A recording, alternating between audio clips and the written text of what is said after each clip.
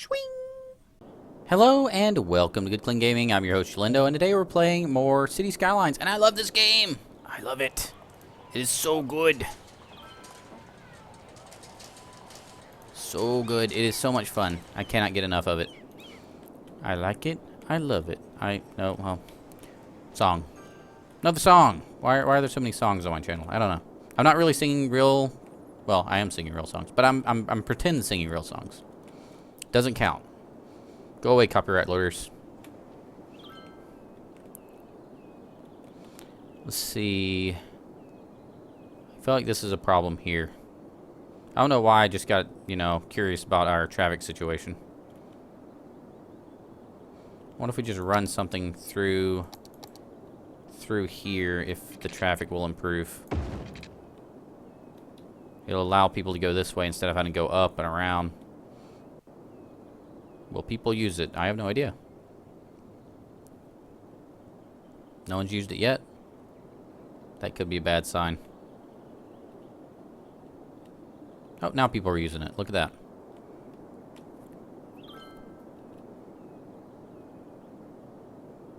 Well, I'm happy.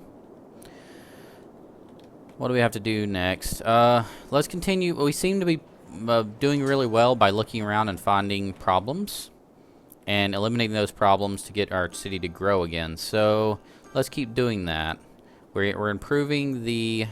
We are improving the education situation. Not enough customers is an issue on this.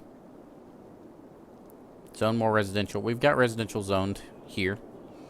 And we've got some that are going to be zoned over here, but it's not ready yet. I mean, we just got 2 little places, 3, 4, 5 little places over here. Yeah, everything's going good. I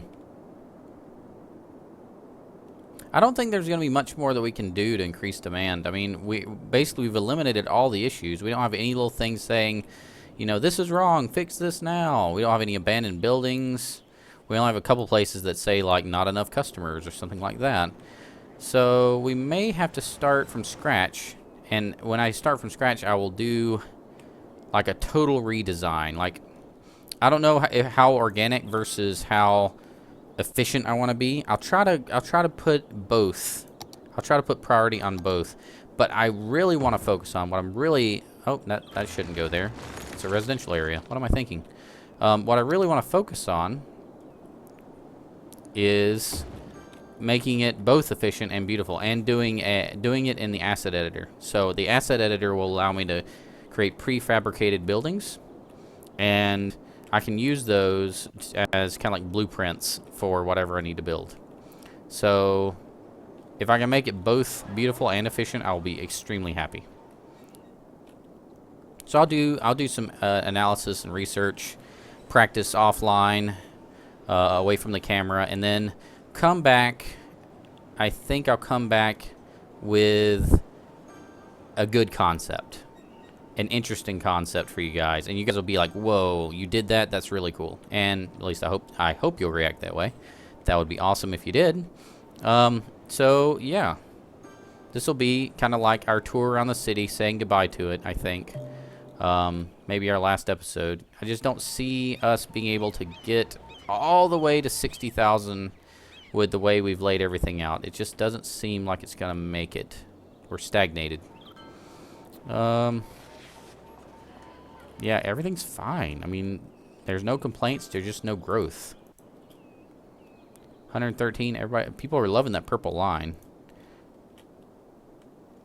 Whenever I do the next episode, I'm going to try to have everything be all inclusive. Like, I want to have a plan in place, not just for pedestrian traffic, but public transit, highway, intake and offtake, cargo trains. I want to have everything kind of planned out, how I'm going to structure it, how I'm going to do it in a way that is efficient but, practical and, nice looking.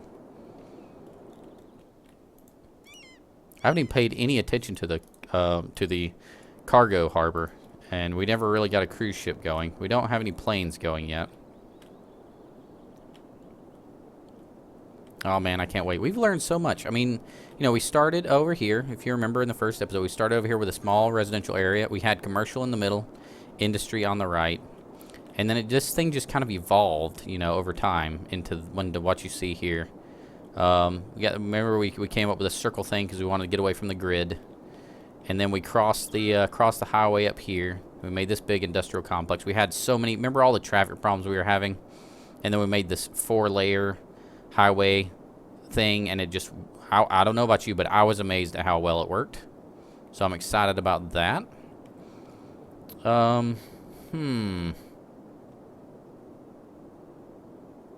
Yeah, remember we came up with this idea of having the low density residential to provide workers for the industry because our high density residential was getting too educated to supply them. And that really worked well. We got our forestry operation working in this nice circle. It never really took off as big as we wanted it to because we started having trouble with demand and we never really came back to it. But it's there. It's, you know, it's working. They got the trees and everything, little tree farms and whatnot. This office park, we never filled that in completely.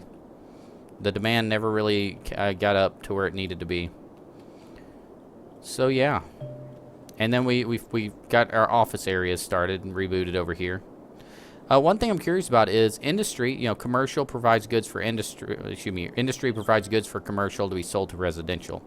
But how do offices work? Office doesn't create demand for industrial, does it? I wouldn't think it would.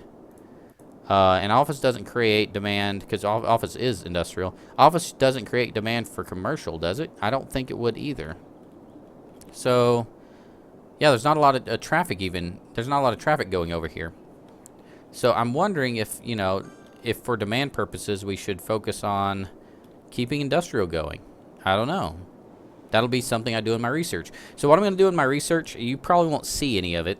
Maybe I'll show the results, but I won't take you through all the work. But basically, what I'm going to do is I'm going to take it kind of scientifically, and I'm gonna kind of analyze, you know, how far is a garbage truck willing to drive to pick up garbage, and how many high density residential areas can a garbage truck properly service, and just things like that, and kind of try to figure out some kind of raw numbers to where I can say, you know, we need X number of incinerators per Y number of, you know, residential zones. And just, I mean, it's not going to be perfect because that's going to be in a vacuum. And when the real game is going, it's not in a vacuum. It's in a simulation that has lakes and rivers and mountains and trees. And it's not going to be a perfect, ideal world. But we should be able to come up with some kind of rules of thumb that allow us to make a nice big city. So my goal with the next city, I'm going to end this episode early so you don't have to sit here and listen to me jabber on about what I'm going to do in the next series. But, you know, I think we've said a proper goodbye to this city by now. But I'm really gonna do my best to. I'm gonna set a goal. The goal is gonna be this game has a 1 million maximum population. I will try to reach that. I will probably fall horribly short, but I will do my best. And I'll do it by being as extremely efficient as possible and see what I can come up with to just squeeze every last bit of demand out of the game and be able to build as big a city as possible. So I hope you'll join me for that. I hope you'll click the subscribe button so that you can see my next series when it comes out. And yeah, thank you for watching. Thank you for watching the series, because you're at the last episode. You must have watched the entire series, right? Right? Awesome. And remember, keep it clean.